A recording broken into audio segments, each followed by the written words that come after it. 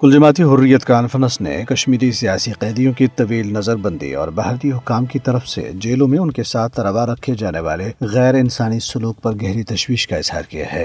حریت conference کے ترجمان advocate Abdul Rashid Minhas نے سری نگر میں جاری ایک بیان میں مقبوضہ جموں کشمیر میں سیاسی مطالبات کو دبانے کے لیے کالے قوانین کے منظم استعمال کی مذمت کی۔ انہوں نے کشمیری نظر بندوں کو درپیش غیر انسانی صورتحال کو اجاگر کیا، جس میں جیلوں میں گنجائش سے زیادہ قیدیوں کی موجودگی، قید تنہائی، طبی سہولیات سے محرومی اور عدالتی کارروائی کے بغیر غیر معینہ مدت کی نظر بندی شامل ہے۔ انہوں نے کہا ہے کہ نظر بند افراد کے اہل خانہ اپنے پیاروں کی حفاظت کے حوالے سے مسلسل پریشانی میں مبتلا ہے۔ حریت ترجمان نے عالمی برادری سے مطالبہ کیا ہے کہ وہ کشمیری نظر بندوں اور ان کے اہل خانہ کے ساتھ اظہار یکجہتی کرے۔ اس وقت کل جماعتی حریت کانفرنس کے چیئرمین مسرت عالم بٹ، شبیر احمد شاہ، محمد یاسین ملک، نعیم احمد خان اور آسیہ اندرابی سمیت تقریباً 5,500 سے زائد کشمیری بھارتی جیلوں بالخصوص دلی کی تہاڑ جیل میں مقید ہیں۔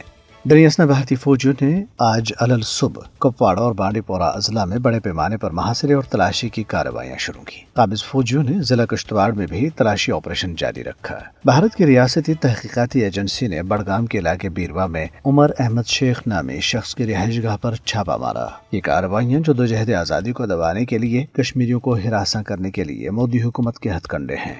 ڈوڈا قصبے میں ناقص صفائی ستھرائی کے خلاف آواز اٹھانے پر ایک نوجوان سماجی کارکن کو کالے قانون پبلک سیفٹی ایکٹ کے تحت گرفتار کیا گیا۔ اس سے قبل ضلع کشتواڑ میں ماحول دشمن سرگرمیوں پر اظہار تشویش کرنے پر 5 تاجر یونین لیڈروں پر یہی کالا قانون لاگو کیا گیا۔